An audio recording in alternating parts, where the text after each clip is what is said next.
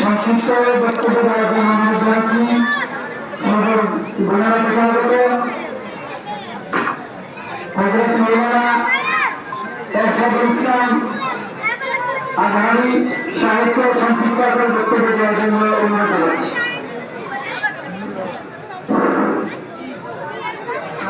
আসসালামু আলাইকুম ওয়া রাহমাতুল্লাহি ওয়া বারাকাতুহু।